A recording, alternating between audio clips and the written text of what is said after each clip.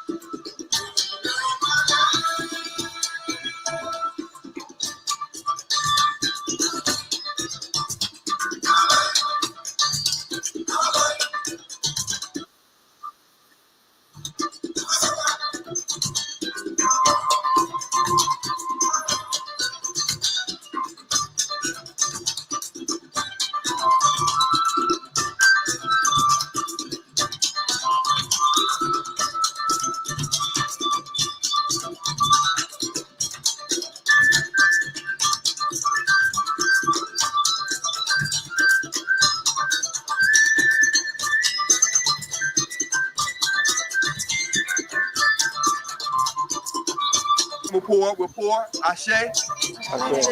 We'll pour to the creators.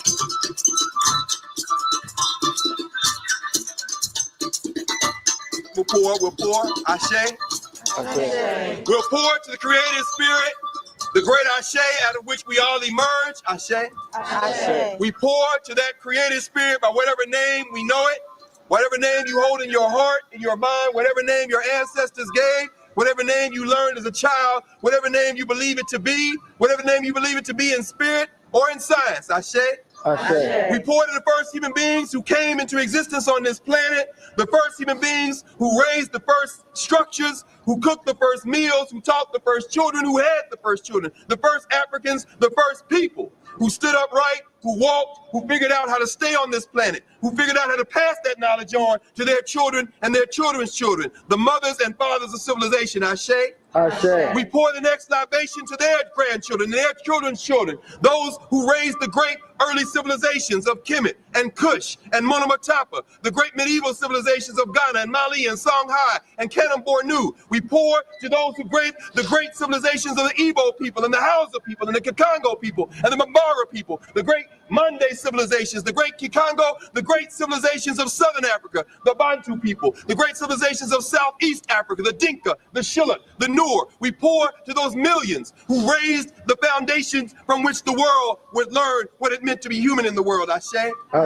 We pour to their children who were upon the arrival on the shores of people they had never seen before, found themselves captured and marched overland, found themselves perishing by the millions before they were held on the holding cells and the open air pens on the coast of West, Central, Southern, and East Africa. We pour to the ancestors who did not know as they were stripped of all clothing and sent denuded into boats, packed like animals, and strewn their bones across the floor of the Atlantic and the Indian Ocean. We pour to them who in the last moment on Africa grabbed the sand and grabbed the dirt and put it in their mouths and understood that the only thing they might have to preserve their place in that continent was their memory of that place and their ability to pass it on to their children. We pour to them, Ashe.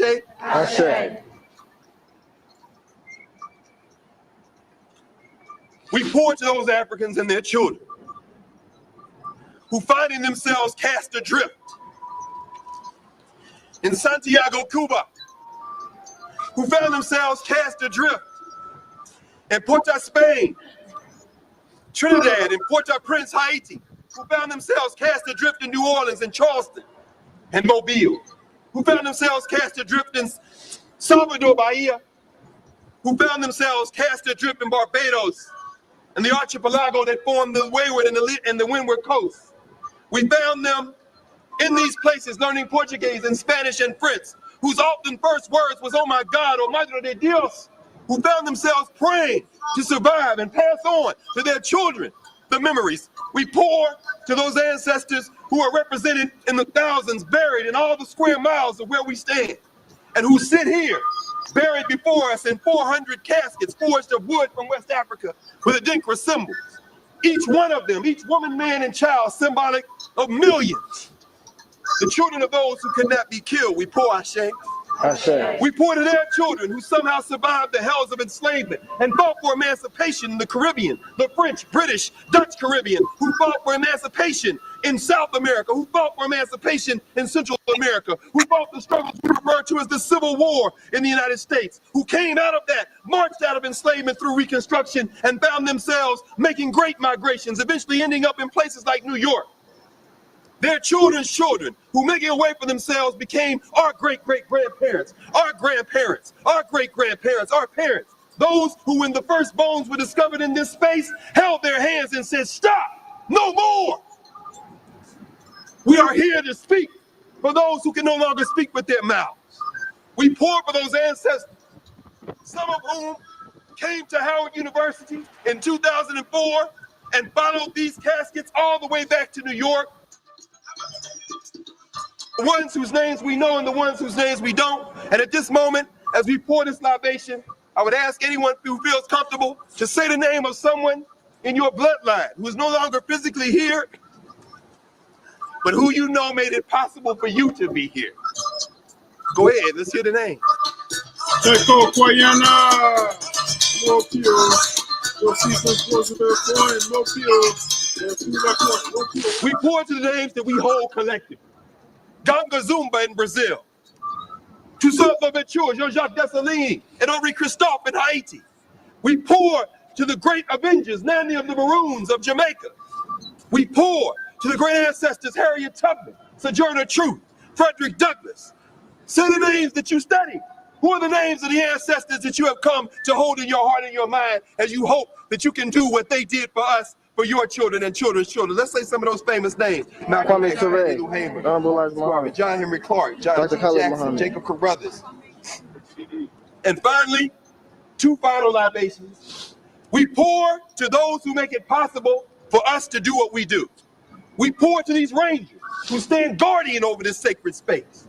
We pour to these Africans and these folks who have come from Howard University, the staff, the faculty, the administrators who brought us here today to bear witness. This is not a libation, but an affirmation, because their hearts still beat, their tongues still speak, their minds still think, and their minds still wish the best for us. We pour for all of those people who surrounded us on this journey today and made it possible for us to be here. We pour this affirmation of thanks, Ashe. Ashe. And finally, we pour to your children's children's children who will one day stand on this space and speak your name. Ashe. Ashe.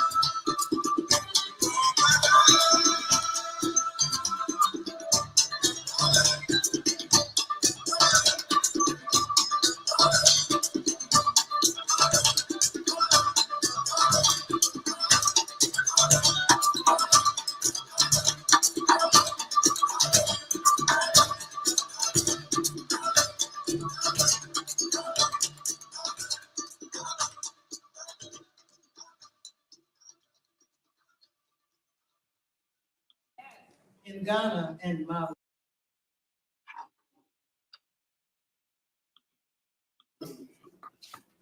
And Timbuktu. Yes, we carry it on.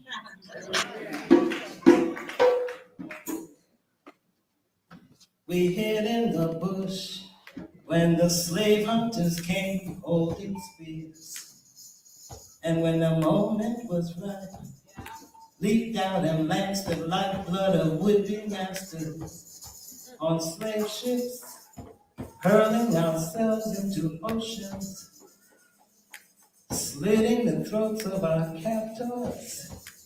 We took their wits and their ships, blood flowed in the Atlantic, and it wasn't all ours, and we carried it on. Come on.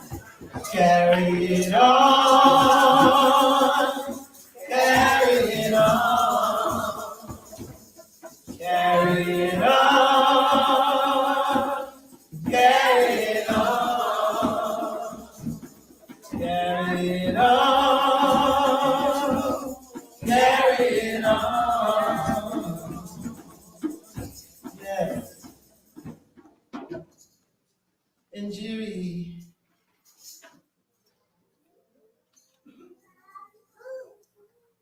There are two types of love that we embrace. Unconditional love and undying love. I would like to leave you with that because Mama Njiri's last words to me,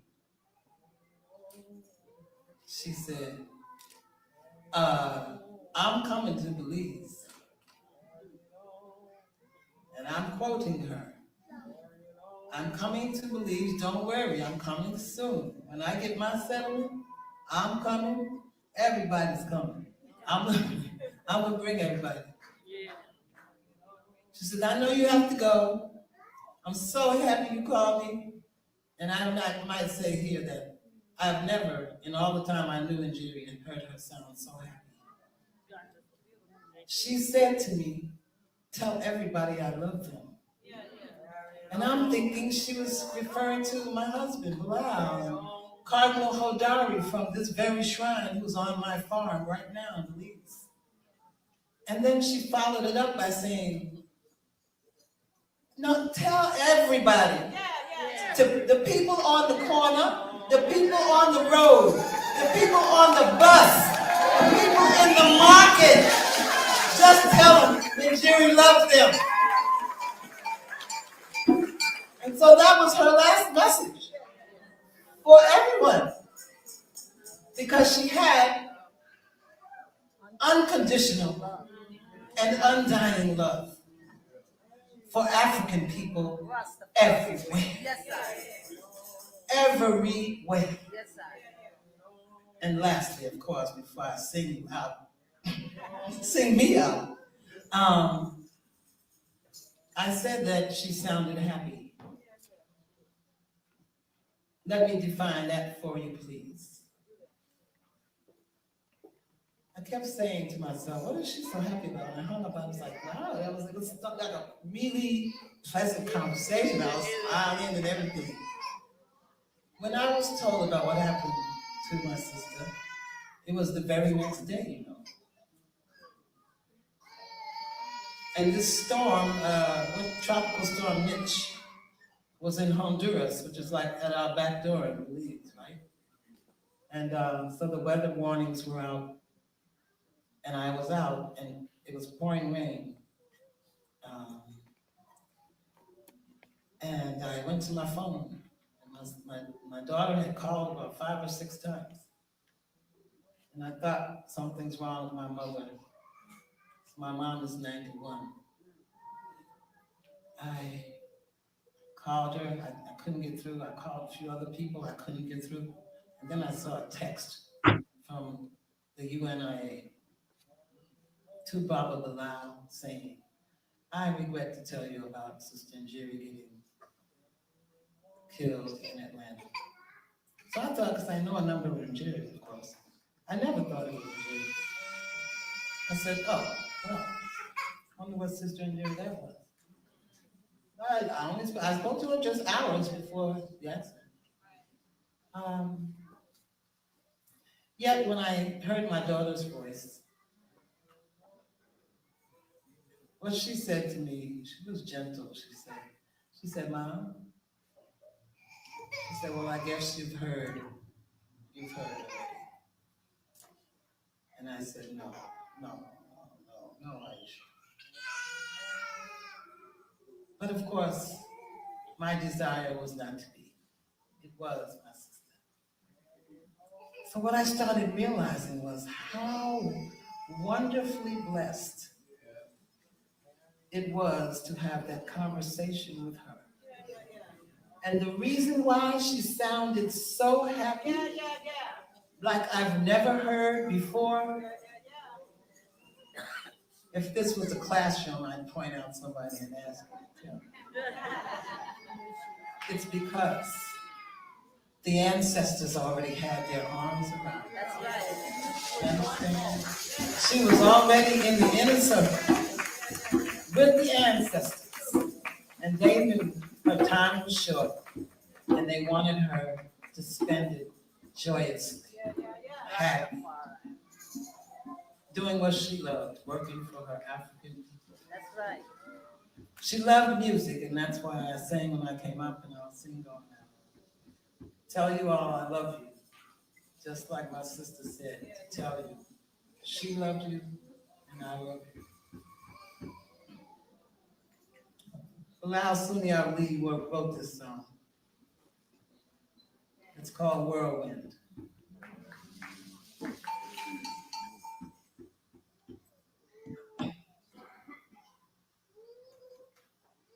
War is never easy. It's bound to bring on hardship. It's bound to make you weary. Reach out for me. This is what she's saying. And war will have us parting. Our path is getting distant.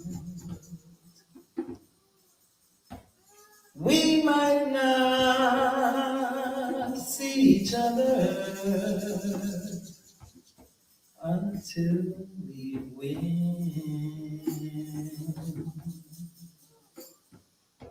So until then,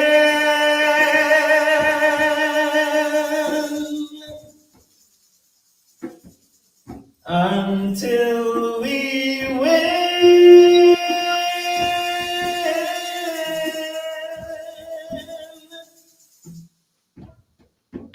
look for me in the whirlwind.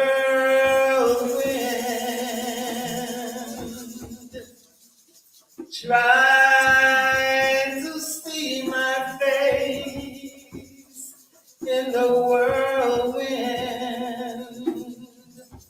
Try to grab her hand in the whirlwind. You say, do all you can to help your sister, woman, brother, man through the world. Reach out for me. Reach out for she. Reach out for she. For victory.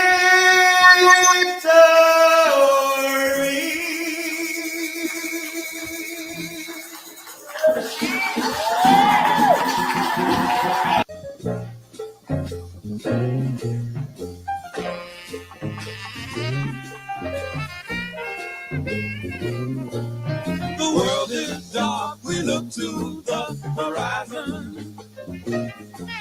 Reflections of the sunset yesterday. 'Cause man is in a state of loss, subjected to an evil force. It hurts so bad, the sun has stopped to pray.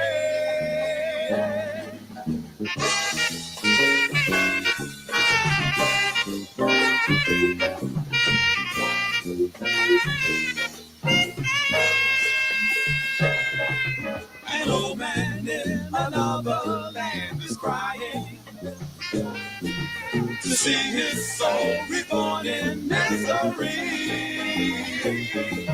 But wrong is made to seem alright, where peaceful man is forced to fight, where mirrors are the source of light to see.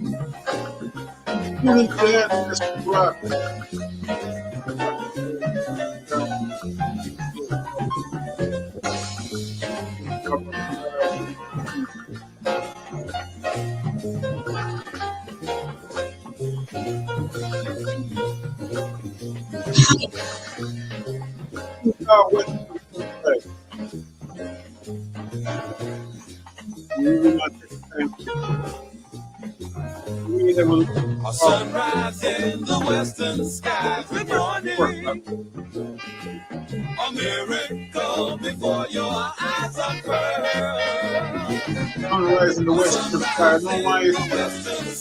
The seven angels are laying rise, and we begin to visualize the world. A sunrise in the western sky. The seven angels are laying rise, and we begin to visualize the world. Message from our brother, farmer, father,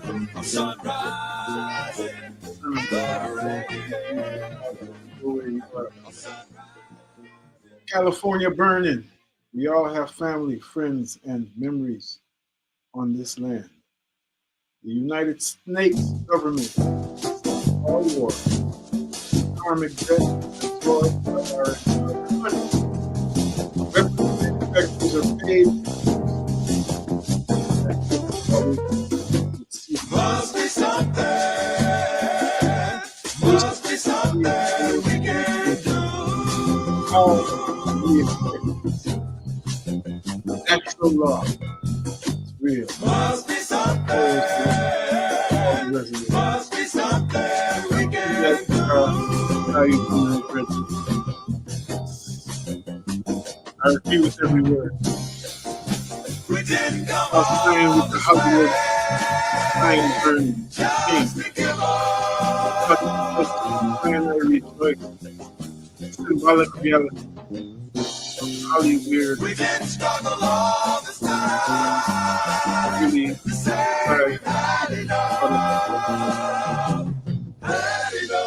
Time of self-reliance. Must be something. Involved Must be something we can messages do. Those ancestors here on the program. Must be something. We're grateful for the opportunity to apply Must be something we that we can can. do. Grateful for the opportunity to apply that which we know. Apply wisdom. We didn't come all this way. What's that?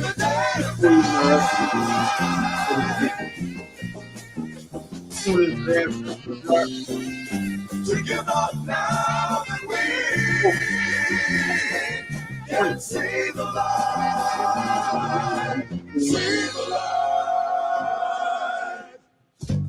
Just like you Here to 4 o'clock, just like the you word, the message.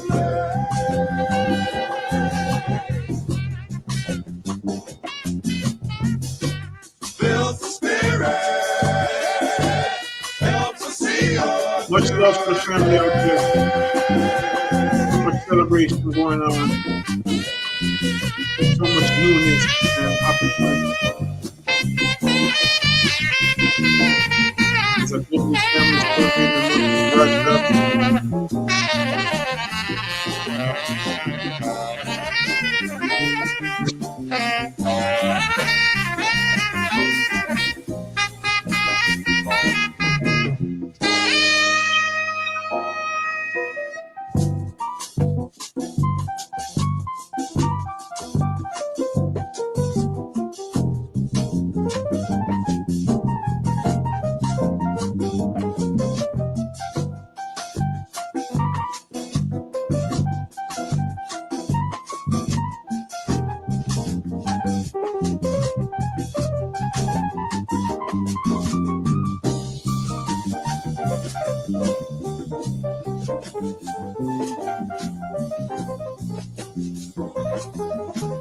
We're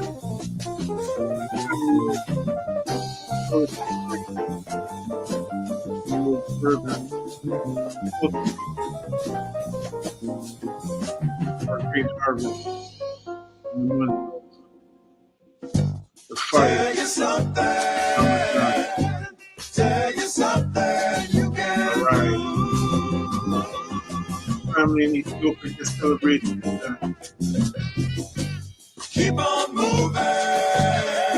Ethiopian Keep on people's nativity moving forward. long before the Roman and it's a Thursday. Tell you something. Somewhere in the world it's getting ready to be Friday. Tell you something you can do. Like so many other celebrations happening. Keep People on believe moving. we're grateful to be here with you to celebrate and we're looking forward to linking up with our beloved on the phone line and through other means so that we can continue to vibe up on that which is most important, which is the sustainability of life, every which way, you know. Stay tuned to yourself. 404-523-8989 is the number up here in the studio. 404-523-8989 is the number up here in the studio. Been listening to the Hard Way from Gil Scott Heron and the Midnight Band. That one, the name Must Be Something.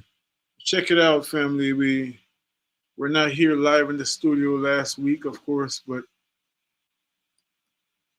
the only appropriate thing we could do was pay tribute to our Baba Bilal Sunni Ali, who made his transition and was funeralized last week. Someone who is no stranger to WRFG, someone who is no stranger to our community, someone who is no stranger to the ancestral rock. And I mean that in terms of this show, you know, as he would always be a loyal listener. And when I say loyal, not just listening, but giving his feed forward, you know, like an elder would. I could honestly tell you that in some ways he's the reason I and I is still up here. Not this show and this time slot, but me, myself, Ross Kofi. True sound.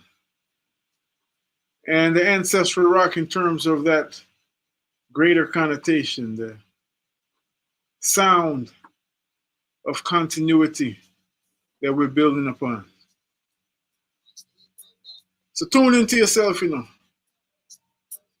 because we are coming hot. It's only right.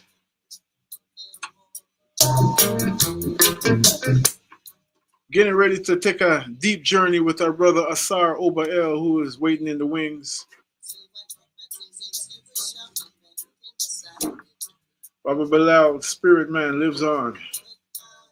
And we'll hear much more about that, His name will be on our lips forever, like that of his queen, Iafulani, who we heard at the top of the program, singing a song that he wrote, Look for Me in the Whirlwind.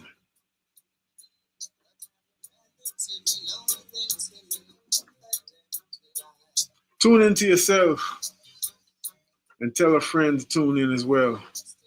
It's family time. And we got important business to take care of. You hear?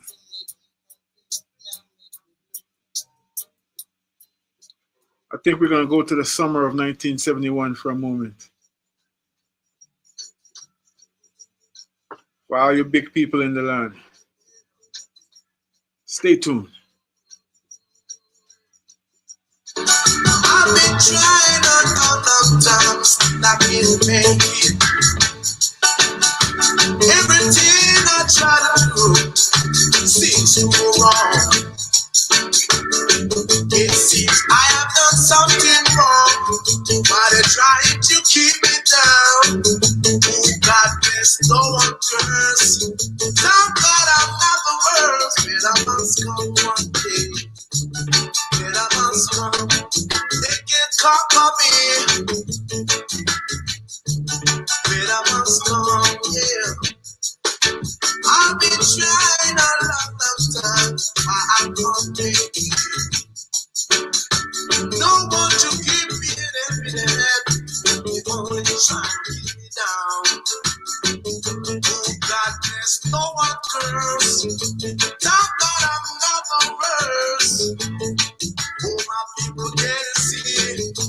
They're trying to take advantage of me. But I must come. But I must come, yeah. But I must come one day. But I must come. Yeah, yeah, yeah, yeah, yeah, yeah.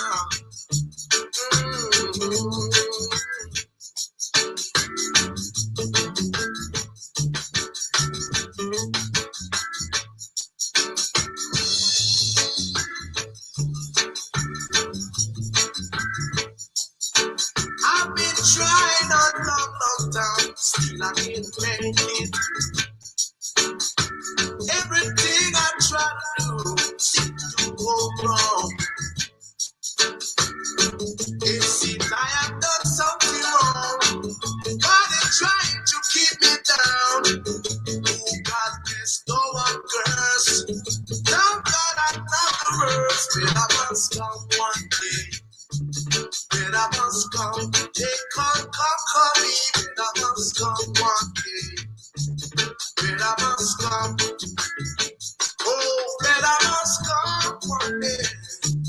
But I must come.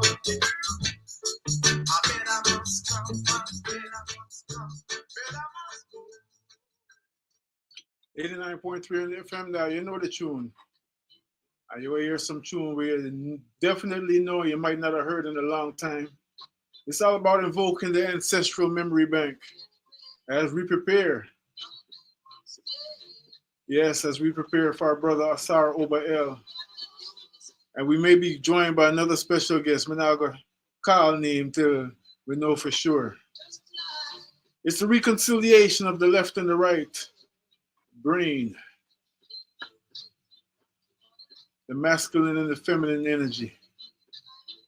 The woman and the man in the land.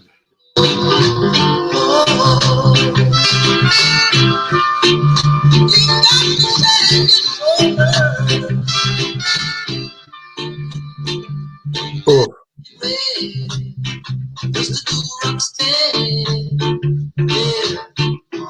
You got to do this new dance, just like Freddy. You got to do it just like Uncle Freddy.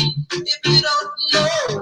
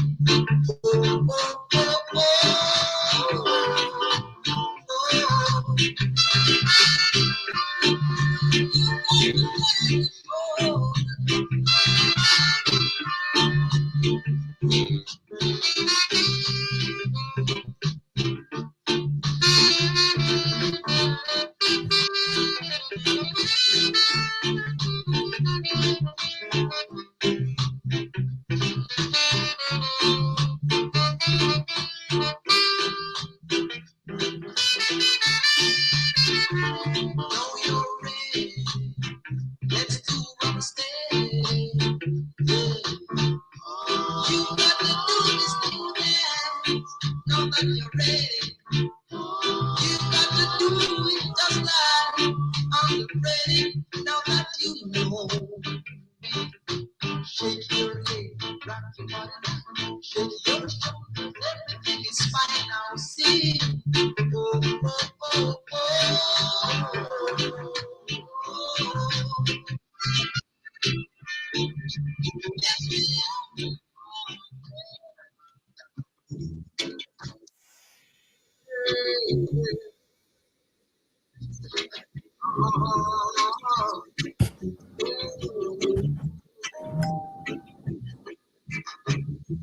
I look the way you walk. I look to see you talk. I look to see you smile. Operator, girl, I wish you were mine. I ain't got the money. Don't sit for a dime. All I want from you, baby. You glow, and people pick up your glow. Your love becomes infectious, and people reflect it back on you, and you reflect it back on them. And therefore, you feel good. It feels wonderful to dance and to sing and to be even a little silly sometimes, and to joke with them sometimes, and to play with people that you love. And it just makes you glow with health and glow with happiness, and it's a beautiful kind of thing, and you naturally want to stay with your people. You naturally want to be around your community. You naturally want to be a part of its movement forward, and so forth. So love has in it a built-in beauty and glory, a built-in euphoria.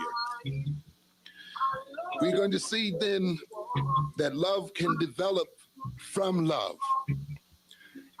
I think Whitney Houston has a song out now. What's the title of it? The current one? I know you know it's very popular. Pardon me? The Greatest Love of All. And part of it is said, she found her love when she found what? She found herself, and she found her love in herself. You cannot love, as we shall see in a moment, others without self-love. You cannot be filled with hatred and hostility toward yourself and love somebody else in a healthy manner. You can only get to know other people through knowing yourself. It is through the self that you reach others.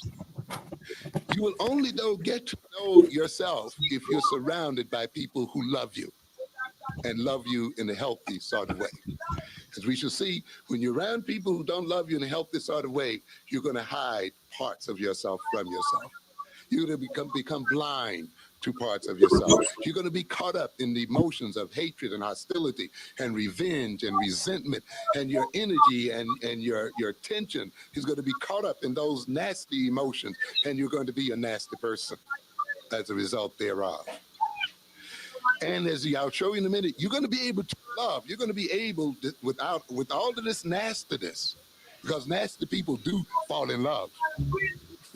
Okay, hateful people fall in love, and we'll see. But we'll see in a minute. It's going to be a peculiar kind of love. It's going to be a love, ultimately, though, that's going to destroy them and the people they love. Many people, I would say a large percentage of children and wives and husbands are destroyed in the name of love. I'm doing this to you because I what? Love you. And yet when you look at what's being done, it's often projecting hate, but hate covered with a veneer of love. So then love that comes from love permits the self and other people to develop. Love that comes from love is liberating. Love that comes from love permits other people to develop their potential. We will see later on that love that comes from hate is love that's destructive, is love that restricts, is love that's possessive, is love that makes the other person a servant of oneself, is love that ultimately degrades other individuals. Good. As you can see, we're rocking on the ancestral rock. We rocking. The voice of Nana, Amos Wilson. And we're grateful for him. Without any further ado, we have our brother on the phone. He took time out of his very busy schedule to be with us, as he always does when we call on him, and we're grateful for that, you know. And so we want to honor his time and his energy.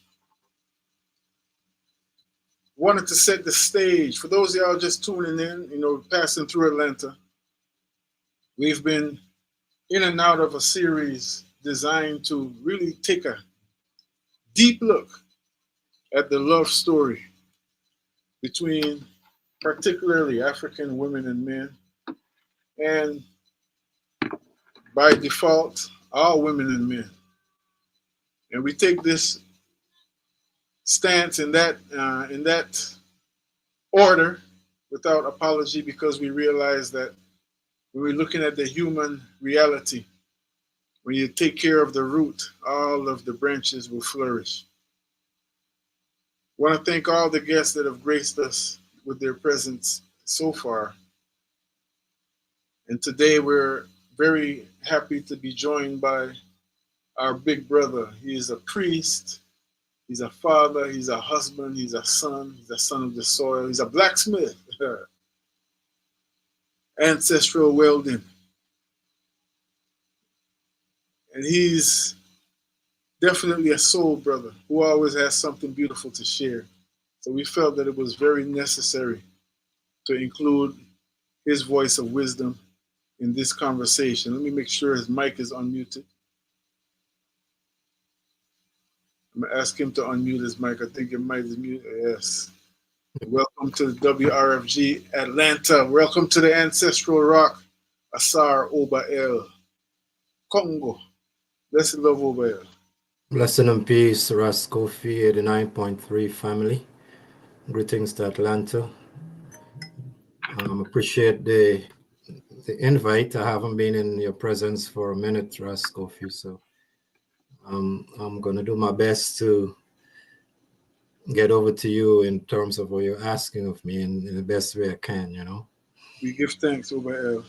So just for a background, you know, one of the things that was the impetus for this, as you know, you and I have had many conversations, you know, as I said, truly you're my big brother, you know, and you play that role very well, you know. I'm the eldest of my siblings, and I pray that my siblings have the same reflection on me, you know, in terms of, you know, guidance, protection, which sometimes comes just in the form of a listening ear, and prayers in the middle of the night, and everything in between. You know what I'm way there? Mm-hmm. But we have spoken about the condition of our family structure, our women and our men particularly, you know. As we said today, as we labeled the program, the left and the right brain, you know, as a symbol of this energy. And we use that, of course, because in many schools of thought, those two hemispheres represent a feminine and a masculine principle. So we're not new to that conversation, and we decided to bring it public again, as we do every year. What the main impetus was after this, or during the political race, the presidential race that just happened, we saw again, in our estimation, an aggravated tension between our women and our men. I say aggravated because I would submit, open up for your correction, your adding on, that there's a natural creative tension that exists between those two so-called polar opposites, what Baba Baruti called complements, you know. There's just a natural creative tension in the universe. Then there's things that, because of frailties which have not been healed and reconciled, which is the reason for this program, all kind of other stuff, that any kind of contrary breeze, as we say in Guyana, that blow, big story, because of natural tendencies being manipulated, you know, by people who have a very deep interest in our division. So we've seen this. We've seen all kinds of, you know, I've talked to many of my sisters. Some of them are here, some of them are not yet here, brothers as well. Bitterness and everything. And this is happening with the context of the presidential election between two people who really, none of them serve our best interests, But everything, it could be this, it could be a story about somebody and a celebrity, it could be the weather and the tea in China, it could be what happened in California. We notice that anything and everything is used now as some form of means of dividing us, divide and rule. So here we are. I just played Dr. Amos Wilson. I was just inspired to touch a bit of that masterful lecture he did called Black Female and Male Relationships on YouTube. A powerful lecture by Dr. Amos Wilson. Just to set up for you, because one thing I know about you is you're a root man. So we're not going to deal with the surface without establishing the root first. So that's what we want to, that's the journey we desire to take with you this afternoon, Oba L. I pray that I explain myself clearly, and I want to turn it over to you to get some opening thoughts on this. How do we approach this subject in the Gregorian year 2025 that we've been dealing with from 19 how long? Once again, greetings, Kofi. I would start this conversation by sharing a little bit of some of the practice that we would do in our clergy, not meetings, but clergy training, right? And one of the things they would ask is like, if someone asks you a question and you have to respond to the question, and this is something that's done in through psychology and all that. Like, let's say you should say, Obel, what is your name? Right? So what is your name? And my response to you would be, are you asking me what is my name? So what it establishes clarity. It establishes a direct pinpoint what we're speaking on. So in that regard, I'm going to rephrase what you just shared with me to make sure we're on the same page, right? You're asking based on the introductions and the conversations we had. And then it's going to be your option now, Kofi, to correct me and say, well, nah, this is not what I really mean. This is what I really want to hear, right? Based on the challenges in the community, as it relates to relationships, what can we do as a community, as a culture, to start making our relationships better, making them grander? So is that what you're asking me? Yes, ultimately. Yes. Ultimately. And I think you also approached it by saying, I come from the root. And I think that is the only way we can arrive at the fruition of the fruit if we start at the root. Right. And one of the things I want to share is that this conversation that we're bringing up is a conversation I've been having with different people, not just on relationships, not just on what's happening in our community, but generally speaking, where we are as a world culture. Because I'm going to the grand and I'm going to come down back to the root, right, Kofi? And when we observe what's happening in the culture, sometimes you want to put blame on politicians, because if you look at the different eras of our world community, of course, throughout all these times, we've had wars and rumors of wars, but we've had different kinds of governments. And as it stands right now, the most peaceful country in the world as it stands right now is not a democracy, nor is it a socialist country. It's a small little country called Bhutan, right? And it's situated very close to India and the Himalayas and all that. They don't have a standing army. They restrict the amount of people coming into their country by the year, so their culture does not get devolved. So in that understanding, what is it about their culture that have them at such a peace, and what is it about our culture that have us going at each other's throats? One of the things that you mentioned in your opening statement, Kof, was about the tension between the two polarities. And I think that tension is subjective, right? In that, not in your observation, but subjective in time periods, right? So you would find that there are certain time periods where this polarization was kind of non-existent. Another time you would find the polarization was going in another direction where there was a matriarch, right? And for what we are experiencing based on this time slot that we are in right now, I would observe it and say that is a transition that is taking place, moving away from the patriarchal back to the matriarchal. And you can observe your reality, you can observe your surroundings and see that happening in front of your face right now. However, that is being done based on principles that govern our creation. And it expresses itself through nature, through humankind, and we give it different names. However, at the deeper core, at the deeper concept, or the root, as you would proclaim it, it is that amalgaming between your male and female polarities on a personal level, right? Years ago, we used to do this thing called, we had meetings at Morehouse College years ago. I think it was called functional unity. Different groups would come together, right? Yes, sir. And one of the main things that brothers and sisters used to say, we know we're not gonna all unite, but let's find something that we can function together on that is beneficial to the community, right?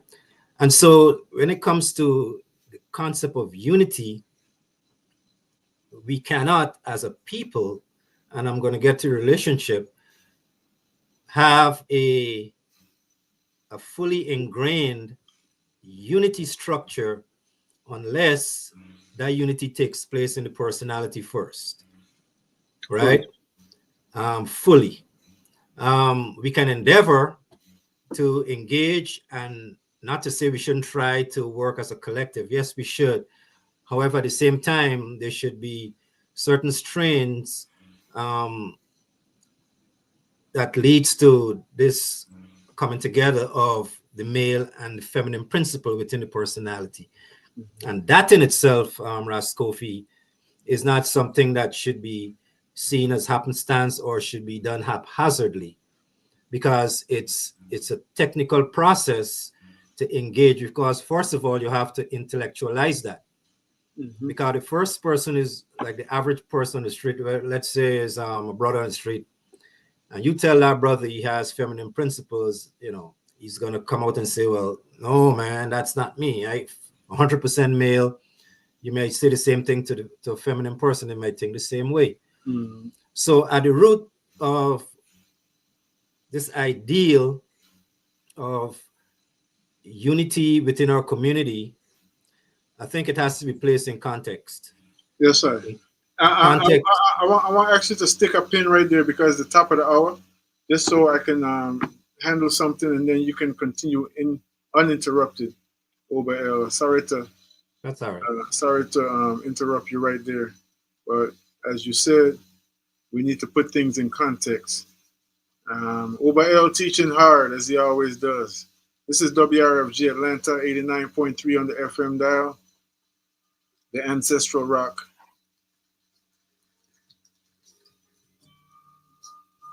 Here's a song that comes from Tanzania.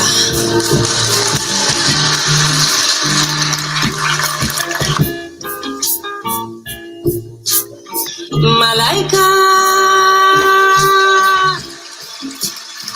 nakupenda manai. Mama Africa. Malaika. Miriam Makeba, Malaika.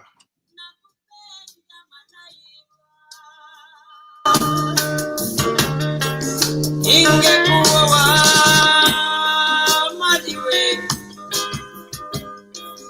ingekuwa hatata,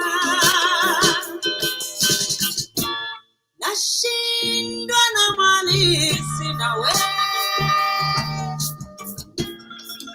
And we're going to the heart of Mama Africa today with our guide, Ausar Oba. We're reasoning about the feminine and masculine principles and so much more, where we're taking it to the root, and he's taking us right there. We invite you to tell a friend to come along on the ride with us. Big up all of those of y'all joining us on Facebook and YouTube and all of those platforms. Of course, this video and audio will live in your timeline. Greetings to those of y'all joining us on WRFG.org. Want to send a love shout to our family, including Baba Yusi, tuning in the parent. And we're going to move forward with our brother, Ausar Oba riding on the magic carpet. Oba. Right on the magic carpet. I didn't hear it. Hold on there. I can't hear you. But one more time. No, you said I was riding on the magic carpet. So all of us riding in the Mama. Yes, family. Yes. And Kofi, once again, forget, good afternoon to Baba. Greetings and blessing, Bobby, if you're listening. Happy New Year. You were talking about putting things, we have to put things in context, like. Yeah, I'm there, but I was reflecting on some other things I think I should share. However, big up to the BV family too, BV Buxton. Better for walk in, harder for walk out. I was just in your village, but that's another story for a different time. Another story. In a sweet celebration, I want to say much respect to Uncle James Blair. He just celebrated his 90th birth strong. Oh, wow. Yeah, wow. Man. And I know you know that family, and it's a beautiful thing. Yeah, man. Very good. Yeah, so I was saying context in this thing, relationship. So the question needs to be asked, Kofi, what is the purpose of a relationship? If we check the divorce rates in our country, maybe worldwide, well, let's stay right here. I don't know the exact numbers, but they got to be pretty high, I'm assuming, right? They say it's in the 70s, according to some people. Right. And 70%. If you remember several moons ago, I shared this cliche with you, climbing the ladder of success and realized the ladder was on the wrong building. Right? I don't remember that one. But... So I'm saying now, Luciano sing a song, we're going by the morning, come good in the evening. Remember Luciano sing that tune? Wow. So if you start off a relationship, and we're speaking specifically now about intimate relationships, spouses, that kind of a thing. If you start off your relationship for the wrong intent, the wrong reason, it is a high possibility you're not going to end up with your ladder being on the right building. So things can happen that you can change. For example, myself, things can happen. You start off one way, but then along the way, something steps in to make you alter or change course, right? So I think as it relates to relationships, the question needs to be asked, what is the purpose of a relationship? Why do we have relationships? And then we can probably spread out that concept a bit more widely. Let's look outside of relationship, meaning including relationships of brothers and sisters, parents, cousins, friends, work colleagues. So the purpose of a relationship is to learn more of oneself through this relationship, right? But if you don't go into relationship understanding from the get-go, the purpose of me interacting with this brother, sister here is for me to learn more of myself. However, in Western culture, when we go into relationship, for example, right now, right, the younger generation now, they got something called the pop balloon, staying with a pop balloon, and they decided the person's good. And I hope I'm saying it right. Pop a balloon if this person is good for them or not good for them, or They may do some other thing and they get hooked up like that, right? And they got so many programs on television speaking on relationships, bachelors, spinsters, the whole nine. And I'm saying not one of them, I don't look at them, but hear anything that says the real ideal of what a relationship is supposed to be and mean. So if you go into a relationship, let's say in a spousal relationship, the whole idea is for you to understand that that person, through the experience, is teaching you about yourself. So for example, if you know someone for a long time, I'd say, man, that individual knows to push my buttons, right? So the question is, what buttons are they pushing, right? Is it a button of anger? Is it a button of irritation? A button of envy? A button of jealousy? And so the purpose of relationships is to learn more about yourself. However, when these relationships are experienced, it's not just for you to observe the experience or to interact with the experiences, is to also shine a light on your personality to see what you need to be doing for yourself. So if, for example, those who have been to whether Catholic or Anglican churches, in the confirmation class, they have when you learn in confirmation, they have something called the 7 deadly sins. And these 7 deadly sins, interestingly, you can correlate it with the laws of Ma'at. But these 7 deadly sins speak on things like envy, hatred, greed, lust, gluttony, things like that. But the whole idea is for when these emotional states arise in a personality, it gives you an opportunity to work on them for yourself. You know what I'm saying? So if you did not have an experience, let's say you're supposed to work on purifying your hatred or purifying your anger. How can you work on that? How can you work on that emotional state if the experience does not present itself for you to do it? You understand what I'm saying? So if someone is pushing your buttons, quote unquote, pushing the buttons, it means that that aspect of your personality still needs to be worked on through the relationship and through you observing the experience. So I'm saying now, if we're speaking on cultivating male masculine principles within oneself, I think the root of it all, that we should have the understanding, why are we getting engaged in a relationship in the first place? So for example, another example, let's say we're not talking about spousal relationship. Let's talk about a brother, a sister, an aunt, a cousin, a friend. So Kofi, this is an exercise that I did several years ago, right? I highlighted the people who are close to me in my family, whether brothers, sisters, cousins, friends, right? Including yourself, Kofi, right? And beside their names, I put their strengths. Okay? I put their strengths beside their names, understanding that aspect of that person's personality, the reason we have this relationship, and I can measure it based on the relationship, right? So if it's a brother, sister, that ideal of yourself is something you need to work on more. If it's a distant relationship, somebody you've just seen or you won't see them again, what they bring to the table is just a little tidbit of your personality that you need to work on for yourself. Understand what I'm saying? Yeah. So for example, I have one of my brothers, he has like an aspect of him, he has like something called grit, a determination. And when he speaks, it's in his voice, it's in his attitude. He was Guyana's badminton champion for 5 straight years, national champion. And so when you hear him speak, then you could understand why he won these championships. And that is something within his personality that I may need to probably add, which I've been adding because I've observed it.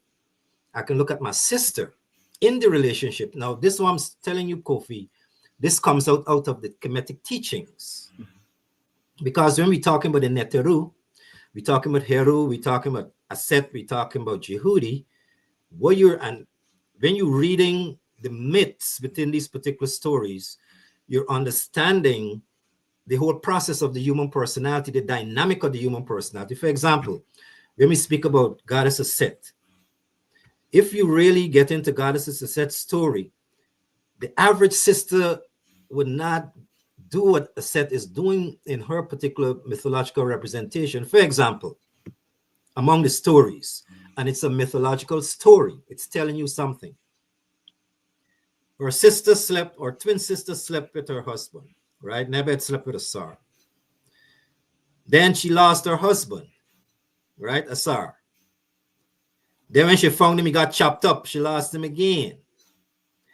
Then when she got pregnant with Heru, she had to run and hide to protect him. Then he got stung by a scorpion, he died. Now this is a Set, and through all of these stories, she's showing you the grit, the determination that what it takes to overcome. So these are principles. So these same principles are reflected in human personalities right around us. So I don't have to go yonder to find something that I need for myself. Just take a keen look at the people around you, because the Creator has presented the people around you for your full manifestation. Not only for you, not only the Creator has done it, you have done it. You have created it.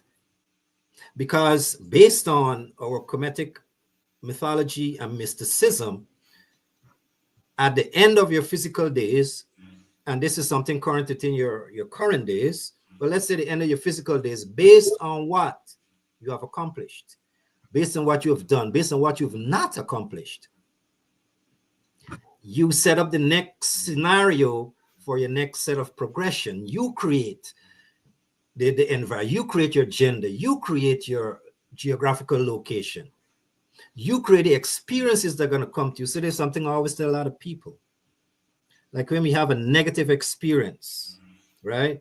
Why do we shun from it? But the reason why we shun from it, because the world is designed like that presently, to shun your negative experience, right? And the positive experience, we got a way to cling to the positive, right, Kofi? But this is my analogy. Can you start a car with two positive batteries, two positive poles? Not going to start. So the thing that we term it, quote unquote, negative is just an opposing polarity. Can you take away, let's say you take away the negatives in your life right now.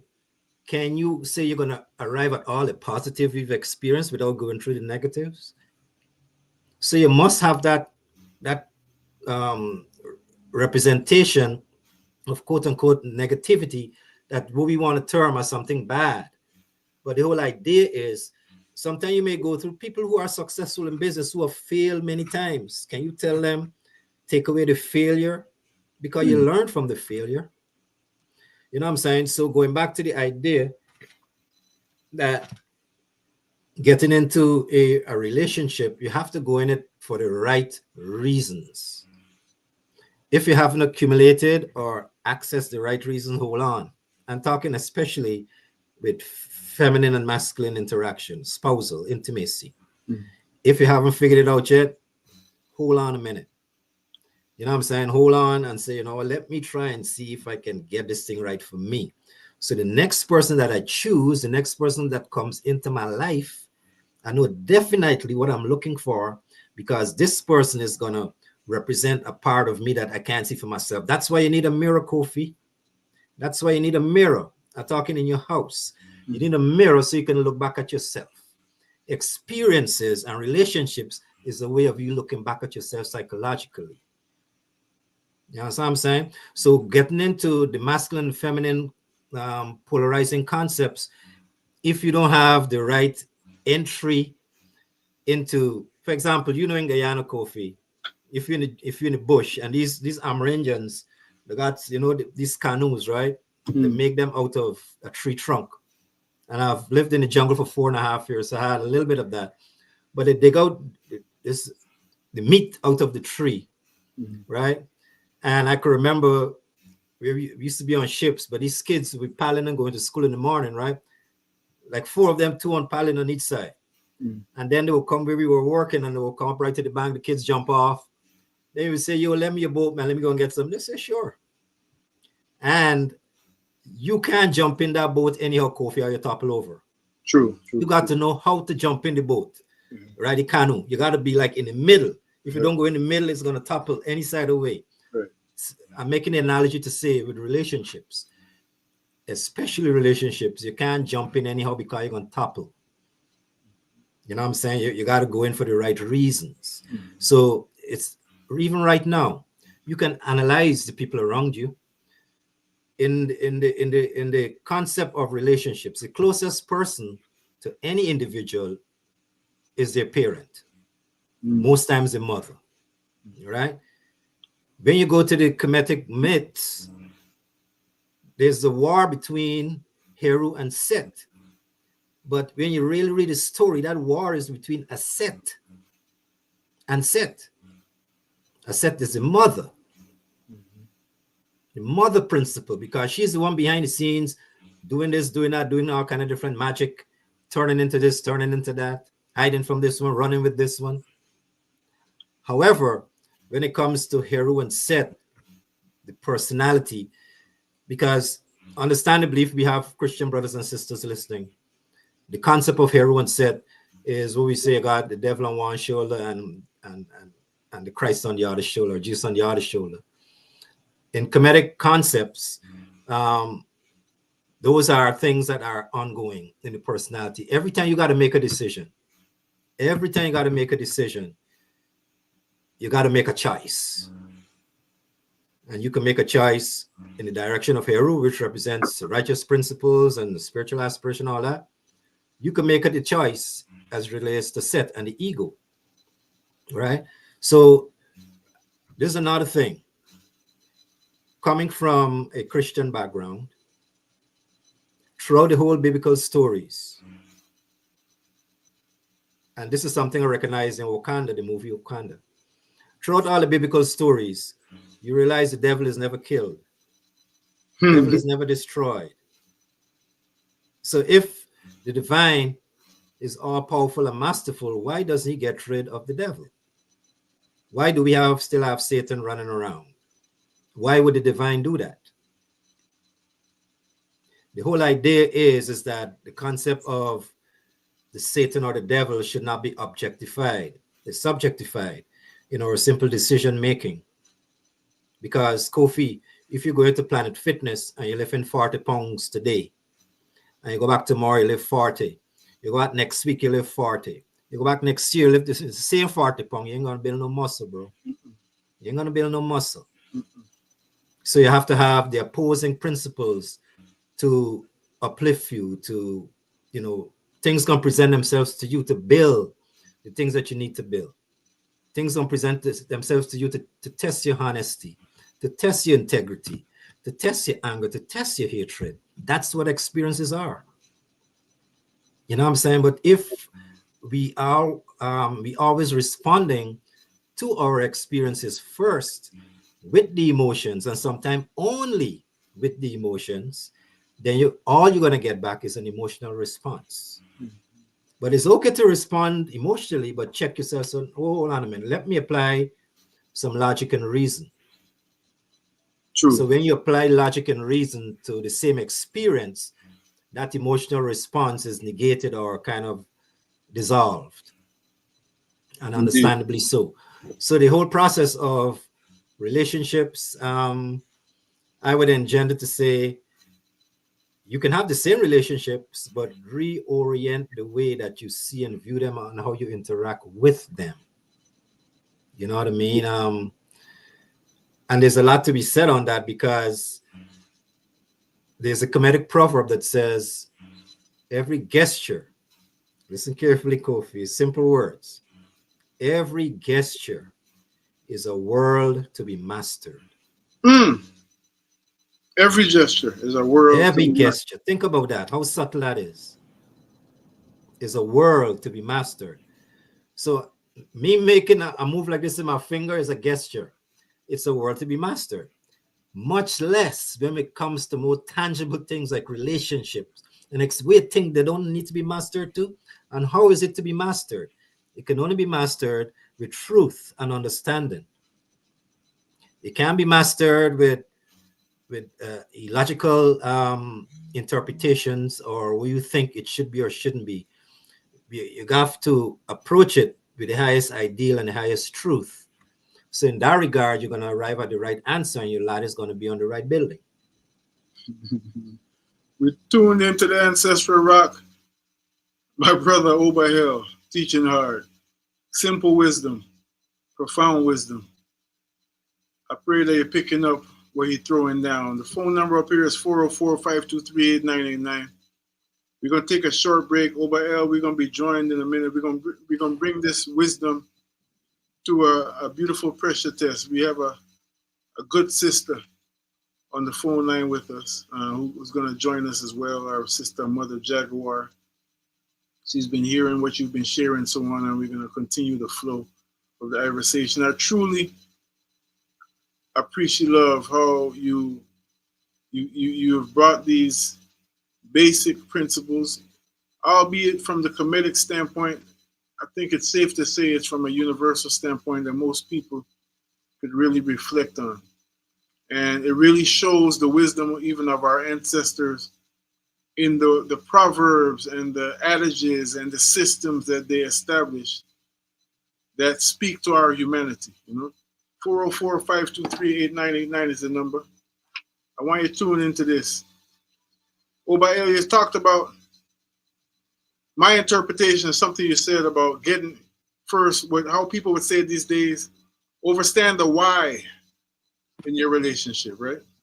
Mm-hmm. Here come the mighty ancestor.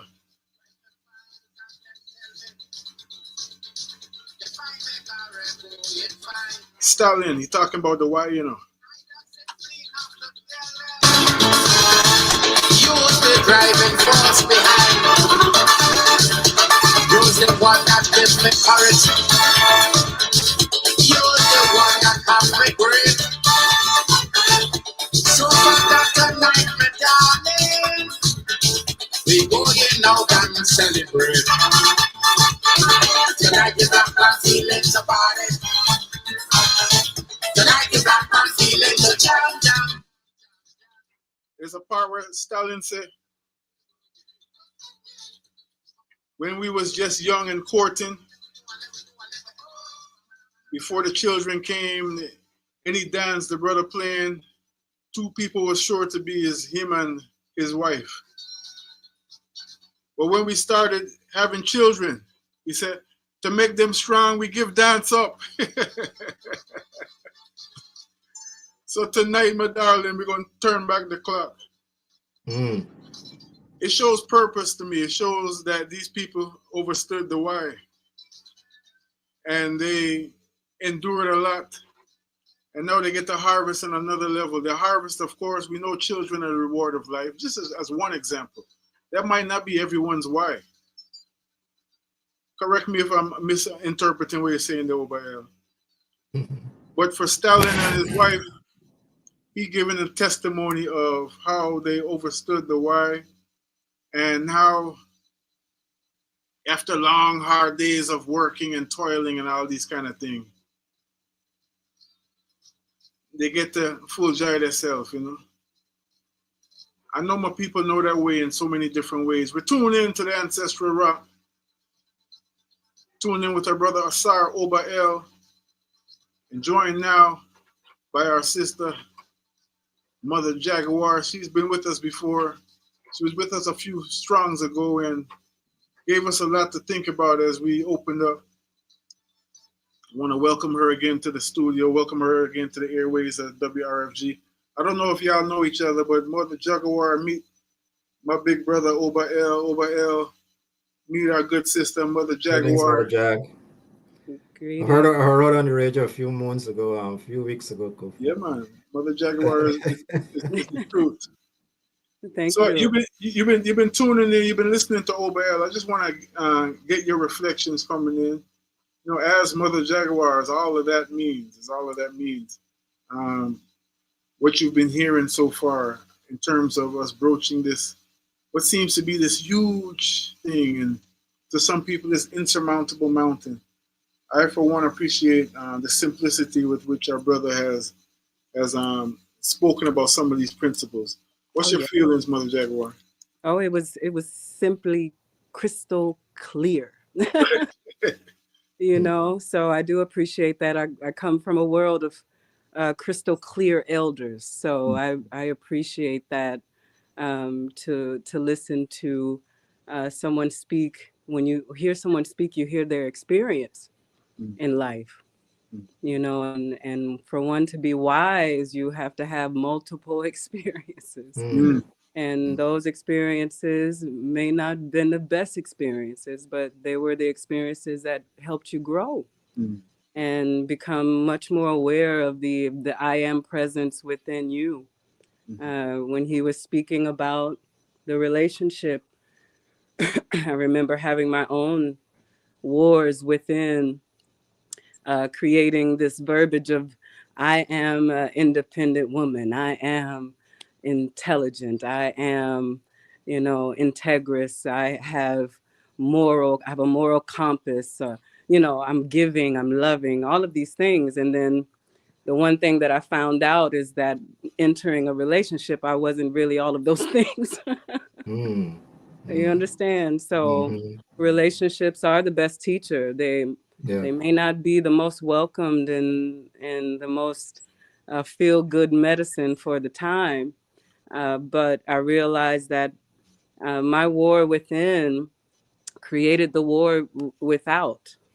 So, you know, experiences, I've had many relationships and, you know, many loves, many people that have come into my life, many betrayals, many, you know, all of these things that came and made me have to sit back and wonder, like, why did these things happen? And in so many cases, I realized that it wasn't me maybe causing the direct or the same harm to another, but I was causing that harm to myself, as if I was betrayed by a sister, and the betrayal was, you know, I could see the betrayal coming, meaning that I'm peeping the signs, I'm seeing, you know, the avoidance, I'm seeing all of these things, and I never confronted it. So that's a self-betrayal. that's that's self-betrayal, you know, because if I trust my intuition and what I'm feeling and seeing, and I didn't speak about it and I didn't confront it, then in turn I betrayed myself. So I started seeing these things very early on. I was a studier of relationship just because of the family that I grew up in. I had all the wounds, I guess. You know, you have brothers and sisters come out now and say the mother, father wound. I had both, you know, even though I'm an only child. So I was very closely connected to both my mother and father. But, you know, out of compassion, I understand that they really didn't have the time to teach me a lot of life lessons. And even if they were teaching, I can't really necessarily say that I was paying attention, you know, back then. But I started to pay attention only when I got into a relationship.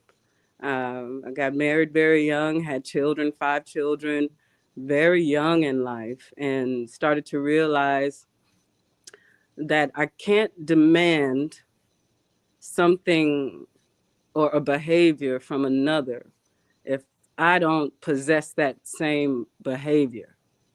So if I'm demanding you to be honest with me and I'm not honest with you, or most certainly I'm not honest with myself, then I'm building a relationship of dishonesty, you know? And so I did a lot of inner questioning, if you will, because I had a lot of time, and I'm a mental person. So I sit and ponder these things, especially when we're faced with a hardship.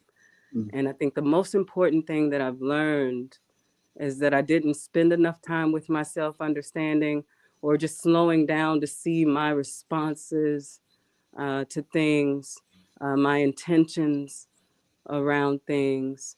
And I was just moving on an automatic, you know, reactionary based life.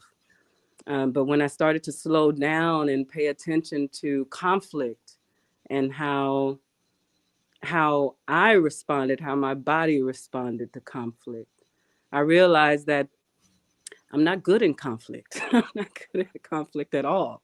Matter of fact, I would avoid it like the plague, and try to act as if nothing was happening, to try to get back into the feel good measures of life and relationship. So being in relationships with uh, people now, and including women, like men have hurt me, but I think women have hurt me the most.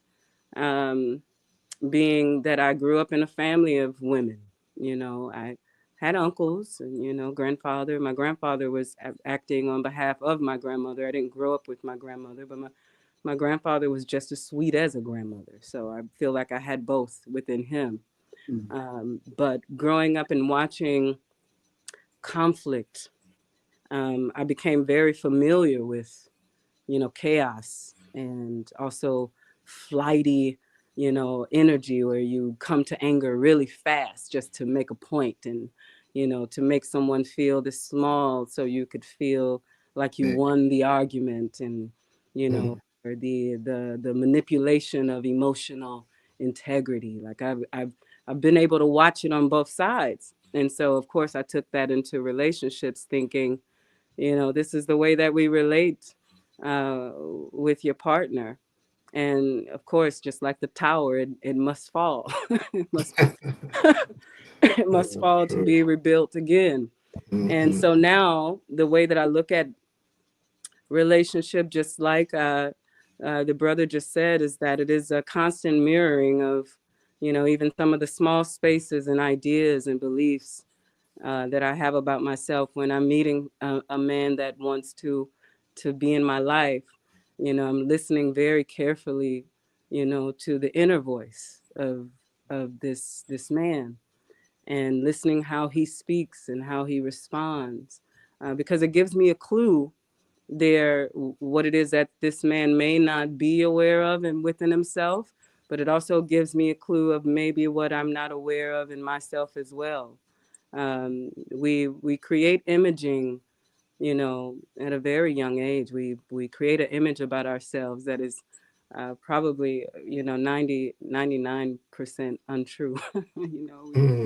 We yeah, we think that sometimes that, we're this type of person. And I had this when we're thinking about the mirror, it was this brother in New York that was trying out this experience. He called it the mirror method. His name was Naju. And so I was the guinea pig, if you will. He reaches out to me and he's like, Mother Jaguar, I want to try this on you because I want to start working with brothers and sisters in our community with this mirror method. And I was like, okay, sure, And at this time, I felt to be very aware of my emotions and my responses. And he asked me a question. He said, okay, I want you to find a story in your life where you were reviewing the actions of another that upset you, that maybe even enraged you, and where you could cast judgment on this person for however they behaved. And so I had this story when I was in the West End and I was dropping a friend off to the West End train station. I was pulling out and I was in back of a car that was right in front of me, exiting out on the street. And there was an elder coming across the driveway in an electric wheelchair. And this brother that was in front of me was so anxious to get out that he almost hit this man coming across. He wasn't paying attention. And the man flipped over in his wheelchair. And this man sped off. Wow. He didn't stop to check on him. He didn't help him. And it was a cold winter. I think it was around February. And so I got out my car and helped him and beckoned another brother to help me lift this heavy electric wheelchair, and this man up and put his groceries. He had groceries and everything. And I remember leaving there just being so, I don't know who this man was, but I was like, how dare he do something like that? Like, I was so upset. Like, who does that? We're in a Black community. You're supposed to, help your brother, and this is an elder. And I went home with that. Like, I was just upset. Upset. And so Naju says, well, if you were able to say that you're an angel and you're overlooking this situation, what would you want this man that ran off, that didn't help the elder, to realize? What is it that you would want him to understand so that this didn't happen again? And what type of situation, knowing that you can't speak to this man, you can't come and manifest yourself in front of them. You have to create experiences for this man to learn from. And I was stuck on that. I wasn't expecting that question. And as he asked that question, I'm digging into my own feelings about it, and things are unraveling for me, because there's been times where I misunderstood someone else's actions. And I said, well, I don't know if that man, maybe, the man that sped off, he might have been in a situation where it was an emergency for him, or that man, what if he got called to, take care of his mother? I've left things undone because my mom called and I had to go and help her and I didn't have time to wait. Or that man, what if his house was burning down? Like, I'm thinking of all of these things now that could have put him in a mindset that he didn't have time to help this man because he had something else, that was pressing for him. But here I am realizing that I've released all of this and projected all of this judgment, and, in my heart sank.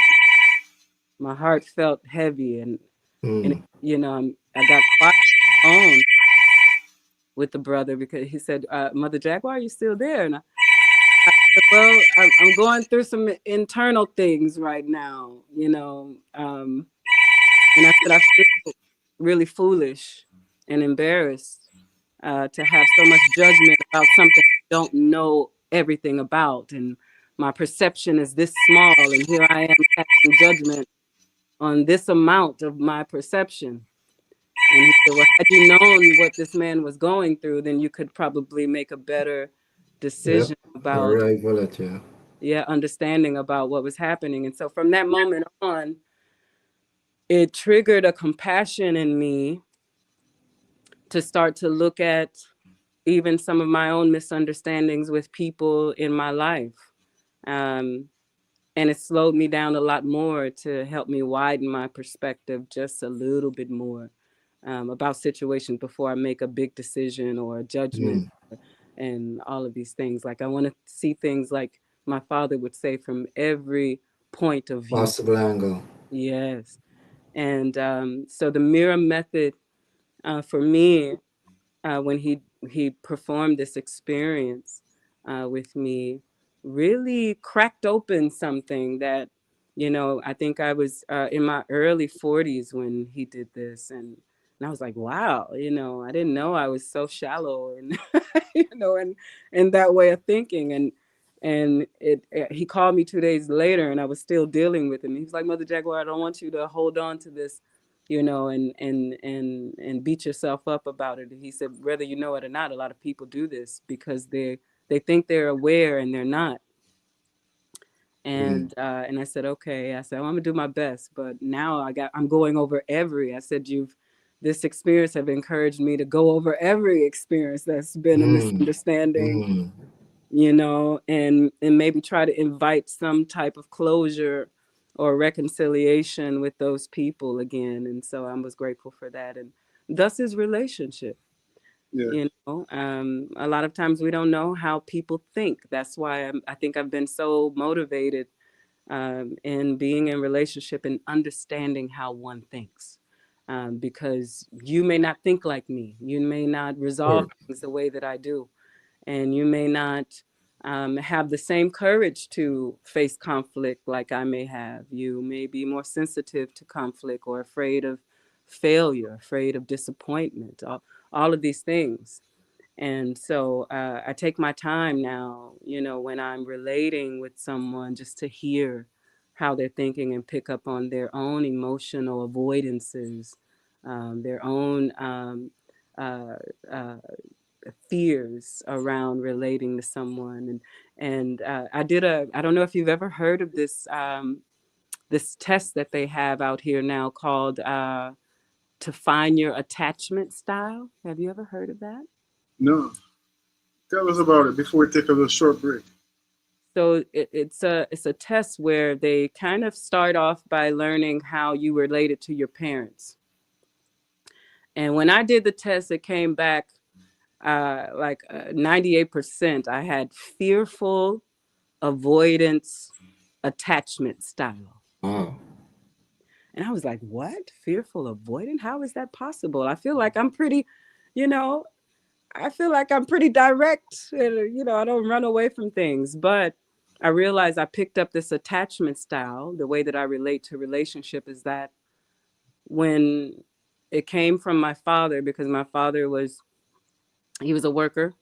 And my mother was home most of the time, but my mother was educated. She had two cleaners that, she was running her own business for a while. And so I was a latchkey kid. I took care of myself mostly at home. And the only time I got to see my father, I was always wanting his attention, and then when he didn't have time to give me attention, there came in this resentment or feeling of like, you can't care for me as much as you tell me you do, because you don't give me that attention. And so at some point I learned how to avoid the pain of not getting the attention from my father. And so I became very avoidant to facing like accountability, and a very avoidant for facing, things that I've done wrong, and not wanting to fess up to these things. I became very skilled in lying about the things that I've done, just so my father wouldn't turn his face from me. And so growing up and being in a relationship, I became avoidant in my marriage. Like when I started to see things not working out, or if I, might have said something to my husband to hurt his feelings, I wouldn't go back to try to fix that or try to reconcile with him, or say, I'm sorry, I shouldn't have never made you feel that way. Um, I didn't go back to do that. I didn't do the repair stuff. I just avoided it. And thus, like with paying bills, when I got divorced, I didn't want to pay bills. I didn't want to do none of that stuff. The adult stuff, I didn't want to do any of that, and I avoided it. I avoided being accountable and responsible for things. And of course, my life started to fall apart quickly because I was avoiding that. And I felt the pain of that. But I had to learn how to confront life as it was. And I had to learn how to grow up fast. It's a growing up that most people don't do until, we say we're grown, 21, but that is so untrue. I don't think I became grown until I was 44. Like, I don't think I was actually grown and prepared for my life to make good decisions and wise decisions until I turned 44. So yeah, the fearful avoidance attachment style. Give thanks, Mother Jaguar, for sharing. We're tuning into the ancestral rock. And as one of the great philosophers of our time, Ram Dass, said, we all just walking each other home. We tune into yourself, and we pray that those of y'all tuned in are really, as we say, are you picking up what's being put down? I'm really grateful. So I wanna do this now. We have 15 minutes left, and what you all are giving us, honestly, is a master class. I could see this being an all-day workshop. I want to give this a pressure test now. Mother Jaguar, as many people in our community know, because I've attempted to be right there with you in some ways. and many other strong, sisters and a few brothers have been there. There have been so many instances of people violating each other in our community. There's a council of elders, a council of mothers that has really been erected to address that in terms of the even in terms of spiritual work and energy work that people do in just in that bubble. Even let's go further. There's so many instances of just the violation of humanity all over the world. To the people who say that what you and Oba El are saying, what both of y'all are saying, sounds so simple, easier said than done. When we're looking at when people get raped, we're looking at people who are facing genocide. I mean, that was such a poignant example you gave of somebody, we would say mindlessly, I would say for sure, to be transparent, mindlessly just leaving somebody on the ground after, hit and run, basically, How do we, my question is, I got so many questions. I want to keep it simple. What both of y'all have shared kind of points to self, and there's a thing that is there's a thought, there's a concept that is widely propagated now, the so-called New Age school of thought, that it's called like the law of attraction. We attract our experiences, and some people interpret that to mean to be a kind of, not even kind of, a flagrant lack of accountability. That's a key word in our community, a lack of accountability, because you're saying you're just letting criminals off the hook by saying, okay, well, how did I attract this? Often question asked, did the sister who was just walking up the street minding her own beautiful business attract somebody who come and violate her? Did the children in Palestine attract someone to come and bomb their homes? We're talking about real life issues that happen every day. And what I've heard from both of you in such beautiful and poignant ways is, well, let's start looking with self. Is there ever a time that we stop looking at self in situations like those very extreme ones that I mentioned, and we look externally, and it's acceptable, it's spiritually responsible to say, nah, you effed up, to another person? Is I want to start with you, Oba, and then go to you, Mother Jaguar. I hope my question is clear. Yes, Kofi, very good question. I know several years ago, myself and Wanik had kind of similar conversation, and like part of what we do on our classes, we do like a healing prayer, right? A healing prayer for the community, for ourselves, and for the world at large. And in that emphasis, I lay emphasis on the power of word song power, right? We as individuals, we limit ourselves based on how we think, So for example, based on how the world is being run right now, is people thinking the world to where it is today, Kofi, it's not like, regardless of where we at, is human beings sitting down and thinking how they want the world to go, right? We are on the receiving end and receiving the expression of these thoughts or the reality of these thoughts.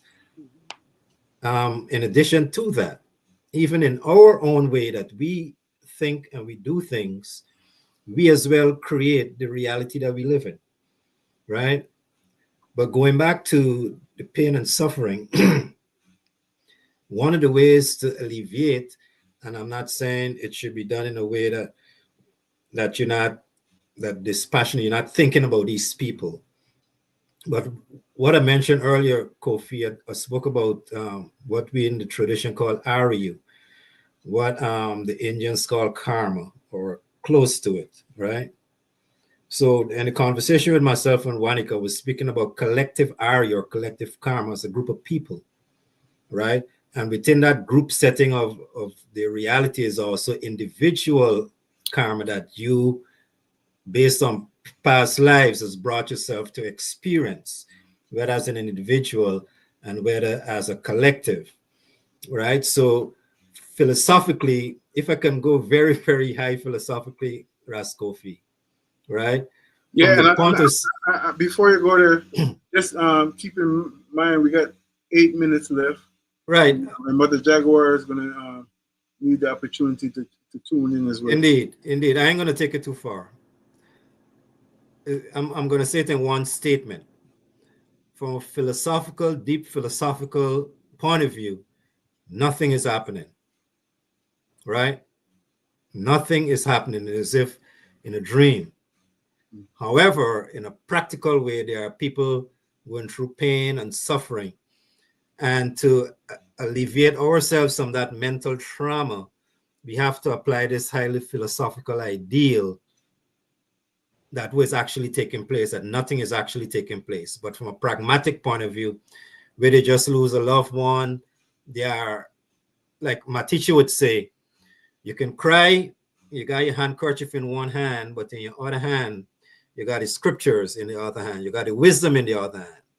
So although you may be crying about the loss and what you're going through, at the other end of it, you have the wisdom. And Mother Jaguar made a point, I think, when she came on, and she said something to the effect that she had to slow down, she had to pause, and she didn't say it in this way, but I'm going to say it in this way. Instead of applying emotions, she engaged her logic and reason. And engaging our logic and reason, it helped to assimilate. So I'm going to acquiesce over to her in a quick bit. So think about what Mother Jaguar said today, Kofi, right? As it relates to relationships. And think if you have another brother now who's thinking like, and these two people come together in a relationship, think about what could happen compared to someone who is coming in for passion, for physicality, you know what I'm saying, with no reflection, you know what I mean? So think about what she's saying and think about if you have a comparable person and they meet, or even if the person have to be comparable. The one person have an insight into what a relationship is supposed to be, and that person can now elevate, because the person that you have met that is maybe not comparable to you, they have created the experience for them to reach you, so you can pull them up. You know what I'm saying? So the whole idea is that when we get to relationships, the intent has to be clear, or the reason why this is happening. Just a pleasure, well, you're going to make that decision, you get what comes along with that decision. If you want to make a decision that, listen, I want to know more about myself, and this person looks like the person who can bring it out to me, and I wouldn't mind lending my time to bring it out to this individual as well. You know what I mean? So in that way now, quickly, in a regular relationship, somebody does something, the other person observes, they might say nothing then. There's something happened on the road. Oh, you did this, you did that. It's all emotion, it's all judgment. A relationship can't grow like that. It's doomed from the jump. You know what I'm saying? So if you understand that the purpose in this relationship is to me to elevate this other person, and the other person is saying the same thing, we got a different perspective and a different intent, thereby a different outcome. Over to Mother Jack. I'm grateful for that. That kind of is a perfect segue into what I want to say. I know the cause and effect is the question. Is sometimes you can cause your own karmic,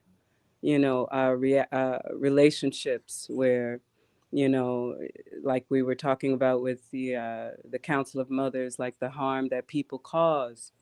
And if you remember when I said that I started to realize that it wasn't necessarily me directly causing harm to other people. I was betraying myself. I was doubting myself. I wasn't loving myself. The first relationship is with yourself. The indigenous people talk about the first marriage is between your mind and your heart. That's the first marriage. That is a holy marriage. And when you marry yourself in that way, your mind allows your heart to expand because you're using logic and reason. And so you both are expanding each other. Like my heart will expand my mental, the way that I think. And so that marriage has to happen within you first.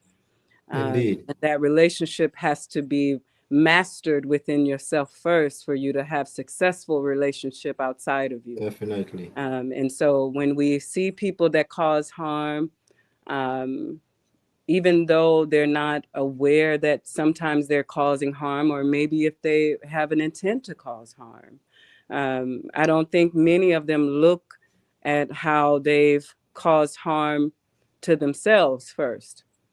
And I think this law of attraction, I've seen this split in consciousness, or maybe another perspective of what we do to ourselves is what attracts those people to us. Sometimes we feel like what we're doing to others attracts, our karma, but what we do to ourselves attract our karma as well. So the first relationship, I believe, starts with you.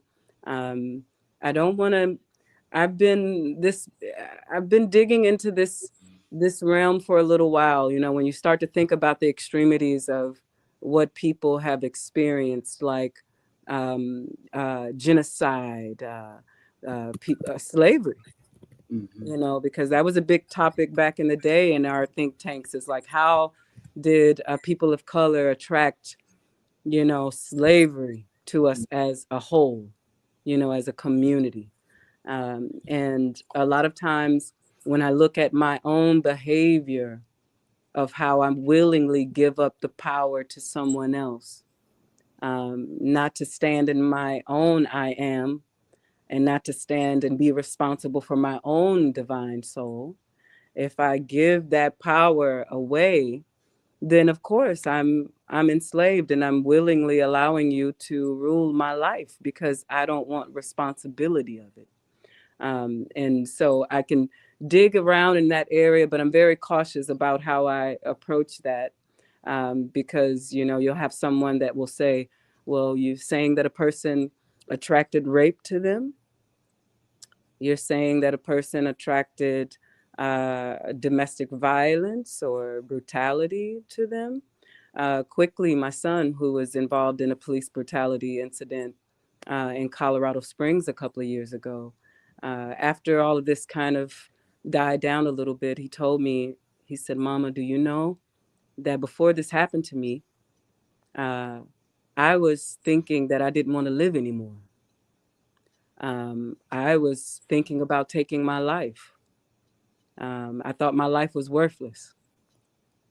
I felt like being your firstborn son, I should have achieved so much. And you being my mother, like I feel like I don't, stand up to who you are as a mother." And I felt very bad about, who I was as a man. And then the day after he had these thoughts about, taking his own life, he gets beaten by these 13 white cops, and he said, I had to sit here and think about this for a while. Like, here I am wanting to give up my life. And this beating that I had made me more present,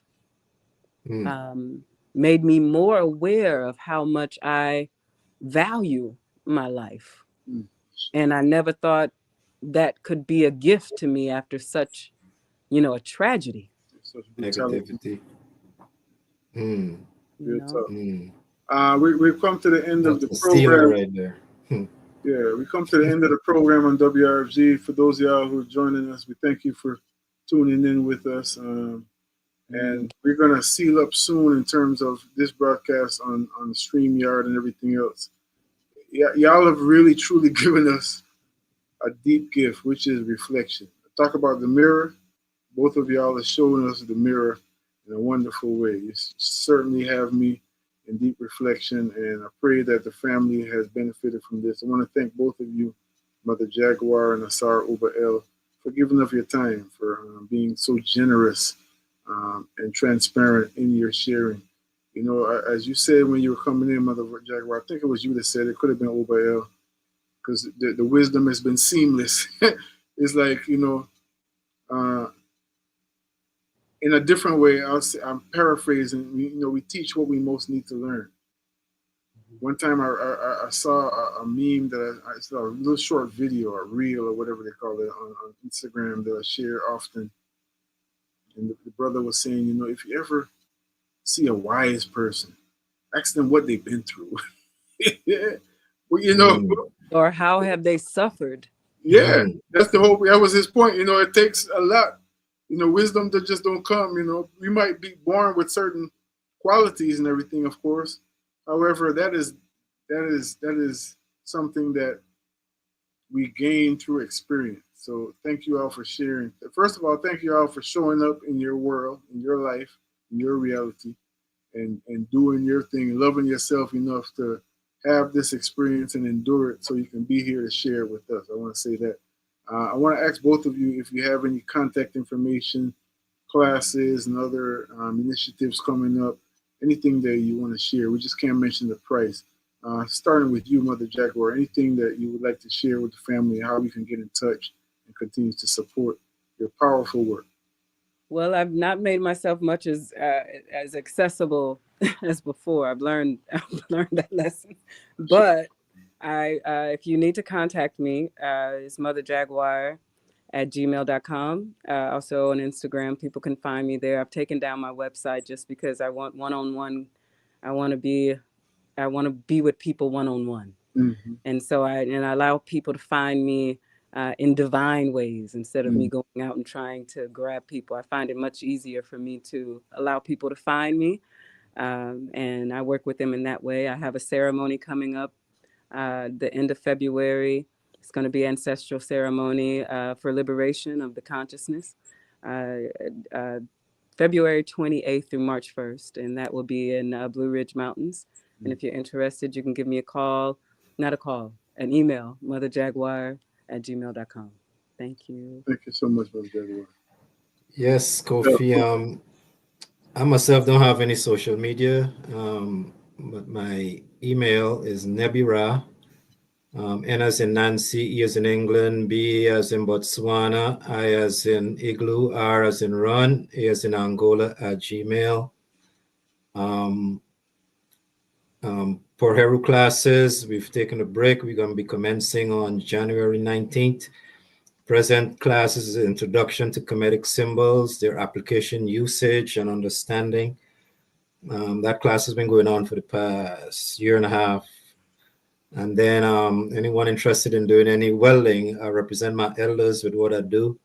I put my elders into my work and bringing forward designs and anything dealing with metal. And that's what I do.